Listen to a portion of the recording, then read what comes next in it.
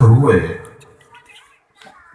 और उनकी दृष्टि जो है आगे गई तो देखा कि जन समूह उमड़ा हुआ चला जा रहा, जिसमें गृहस्थी, वानप्रस्थी, सन्यासी सभी नर नारी जा रहे हैं।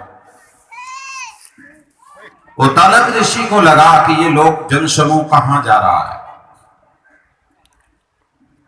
तो उनसे रहा नहीं गया, बाहर कुटी से निकले और निकल करके एक वानप्रस्थी को इशारा किया और पूछा कि भाई ये सब लोग तुम कहां जा रहे हो। तो उस वानप्रस्थी ने ऋषि को संबोधित करते हुए आश्चर्यचकित होकर के कहा कि आपको नहीं पता, आपको आमंत्रित नहीं किया गया। महाराजा जनक जो एक बहुत बड़ा यज्ञ कर रहे हैं, जिसमें सारे देश देशांतरों के विद्वान ऋषि संत मनीषी आ रहे हैं। खैर वहां बात को रोक दिया गया, वो लोग चले जा रहे थे। उद्दालक ऋषि ने अपना विचार किया, मंथन किया कि मुझे चलना चाहिए कि नहीं चलना चाहिए। आखिरकार उन्होंने निर्णय लिया और निर्णय लेने के पश्चात वो पहुंचे जहां पर एक बहुत बड़ा विशाल यज्ञ हो रहा था। जनक को पता लगा। जनक महाराज ने आतिथ्य किया, चरण स्पर्श किए, अभिवादन किया, आशीर्वाद लिया और ले जाकर के उनको आसन पर बिठा दिया। बंधुओं, मैं बहुत जल्दी से अपनी बात कहना चाहता हूं। जब बिठा दिया तो वहां पर उद्दालक ऋषि से नहीं रहा गया और उद्दालक ऋषि ने जनक से एक प्रश्न किया कि भाई आप ये बताओ, आप इतना बड़ा यज्ञ कर रहे हैं, आपके इस यज्ञ का ब्रह्मा कौन है? क्योंकि जब तक यज्ञ का ब्रह्मा नहीं होगा तो यज्ञ सफल कैसे होगा? आप ये बताओ ब्रह्मा कौन है? कि महाराज आप ही हैं कि गलत? जब आपने मुझको निमंत्रण आमंत्रित नहीं किया तो मैं इस यज्ञ का ब्रह्मा कैसे हो गया? और उन्होंने कहा कि इस यज्ञ का ब्रह्मा वही होगा जो मेरे प्रश्नों का उत्तर देगा। सारे यज्ञ मंडप में, सारी सभा में सन्नाटा। और जब ये बात आगे को बढ़ी तो वहां पर जो है 3 प्रश्न उठाए गए। चर्चा बहुत विस्तृत है, आनंद आता है, परंतु बहुत संक्षिप्त। वहां पर जो है 3 प्रश्न उठाए गए और कहा कि जो मेरे इन 3 प्रश्नों का उत्तर देगा वो इस यज्ञ का ब्रह्मा होगा। वो 3 प्रश्न आपको जिज्ञासा होगी। वो 3 प्रश्न से सबसे पहला प्रश्न यह था कि ये बताओ जो ये यज्ञ होने जा रहा है, इस यज्ञ की आत्मा क्या है? अभी स्वामी जी महाराज आत्मा की चर्चा कर रहे थे। पहला प्रश्न था कि इस यज्ञ की आत्मा क्या है। दूसरा प्रश्न था कि इस यज्ञ का प्राण क्या है। और तीसरा प्रश्न था कि इस यज्ञ को करने से लाभ क्या है। ये 3 प्रश्न थे। जो इस उत्तर देगा वो इस यज्ञ का ब्रह्मा होगा। जब ये 3 प्रश्न किए गए, कोई उत्तर नहीं दे पाया और ये कहा गया सर्वसम्मति से कि आप ही इस यज्ञ के ब्रह्मा बनिए और आप ही इसका उत्तर देंगे। तो मैं इस बात को कहकर के पीछे हटूंगा। अभी आपने इसको यज्ञ को किया, 3 दिन से किया और 3 दिन से का 80वां वार्षिकोत्सव हो रहा है। निरंतर यह यज्ञ चलता है। इस यज्ञ की आत्मा, जब तक आप इसे नहीं समझेंगे, जब तक आप में यज्ञ प्रवेश नहीं कर सकता है।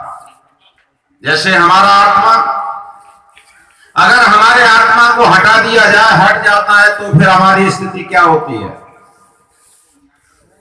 हम मृतक, हम फेंक दिए जाते हैं, जला दिए जाते हैं, गाड़ दिए जाते हैं, दफना दिए जाते हैं। अर्थात हमसे आत्मा जुदा होता है, हटता है, तो हमारी स्थिति कुछ नहीं। उसी प्रकार से अगर इस यज्ञ की आत्मा को आपने नहीं समझा तो इससे का लाभ नहीं। तो इस यज्ञ की आत्मा क्या है जी? स्वाहा। क्या है जी? स्वाहा। स्वाहा शब्द जो है इस यज्ञ की आत्मा है। जब स्वाहा शब्द आप में आएगा तो आपको इसका लाभ मिलेगा।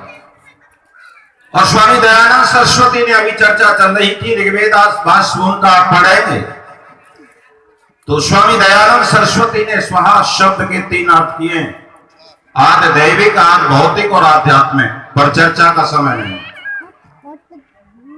इसलिए मैं कहना चाहता हूं कि आप स्वाहा शब्द जहां भी बैठे, जब भी यज्ञ में बैठे, आप अपने जीवन में स्वाहा लाएं, वाणी से जरूर स्वाहा बोले।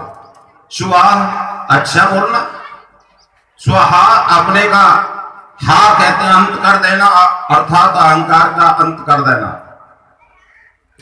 और इस यज्ञ का जो प्राण क्या है वो है इदन्नमम। क्या है कि अभी प्राण की भी चर्चा हो रही थी। वो प्राणों का प्राण दुख नाशक सुख स्वरूप है, भूर्भुवस्व। कौन वो? तो ये जो यज्ञ है वो इसका प्राण जो है इदन्नमम है। मम इत भवेत मृत्यु।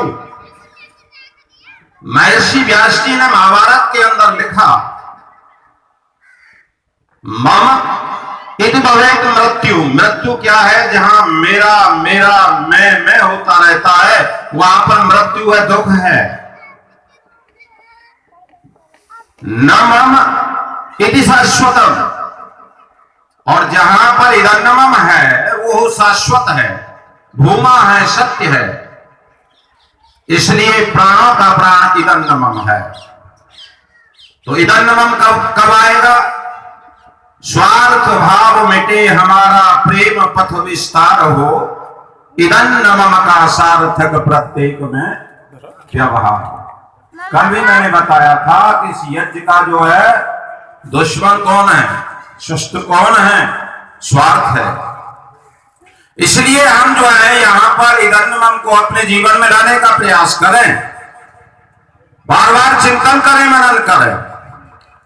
और तीसरी बात जो है, इससे लाभ क्या होता है? इससे लाभ होता है सुरभि यश।